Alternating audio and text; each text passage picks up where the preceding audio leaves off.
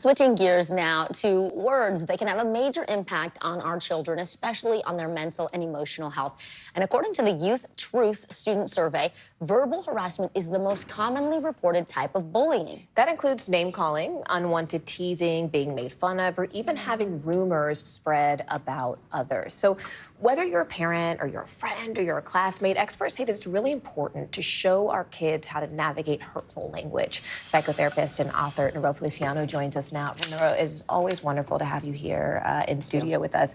Look, this is like every parent's worst nightmare, right? Their kid is going to be, it just gives me like acid in my stomach just thinking about someone being unkind to my child. Why are words so important? And what do we do if we suspect our child's being targeted? I think we all know words are important. Most of us can remember an incident in our own childhood that we still think about that has affected us. That's how long-lasting it can be and how it can affect our identity. That's why we need to know when things are happening with our kids and just observing your child. Open up a conversation by saying, you don't seem like yourself today. Are you thinking about something? Is something going on? And let them lead. We want to listen. We want to start with what they know, hear their telling of the story, and then begin to ask questions to clarify some details. Yeah, that is so true. It's interesting that you say that, how long it can stay with you. Absolutely. We can all remember this, right? We talk about the kinds of things adults should avoid saying to their kids, but what are some of the things we should advise our children to avoid saying to each other or to siblings? Well, one thing for kids is kids want to fit in. They don't like their differences called out, especially in a negative way, right? And siblings know how to hit below the belt. They know exactly what to say. But we want to model that type of respect and kindness at home. Hopefully it will extend outside of our homes, but especially when you're looking at kids, look at that kid who feels different. How are kids talking to that kid? Are you participating in that? Those are the conversations we want to have at home, because oftentimes they're not hearing the bad language from us. Right. But we have to have the conversations about why it's important not to engage and participate. I also think it's so important that parents model that behavior in their own lives. Like, this isn't just kids, right? I mean, adults sometimes participate in this, behavior that can be excluding to other children. This whole segment came about because your daughter had an experience at school.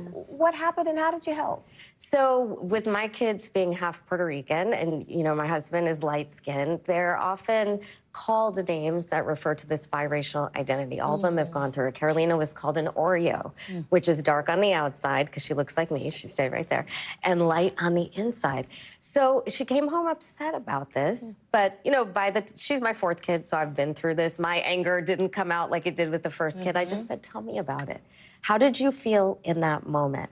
And then we thought about, now, what do we want to do about this? Do we need to have a conversation? She actually wrote about this, too, She didn't did. she? Actually, I think for our viewers we have here. And she said, even though my heart wouldn't stop pounding, I decided to speak to my class on how calling some rude names makes a person feel trapped. Why was it so important that you helped equip her with the tools to address this? She needed to articulate it and express it in a way that was meaningful to her. And when we are able to make that a powerful experience, it assists in their own healing.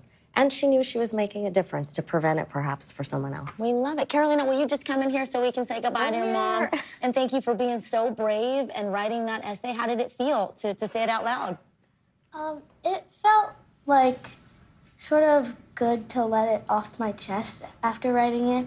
And it helps me grow through the experiences I have. And my teacher told me that I'm making a difference in the school, but she's sorry that it has to be on me. But I'm happy that I get to express myself through this. You did such a good job. Thank you. You did that, Carolina. Stay with us. And we thank you for all those little girls who watched what you just did and are proud that you did it. You made way for them. Great Thanks, job. Carolina. Stay right here. You're watching NBC News Daily.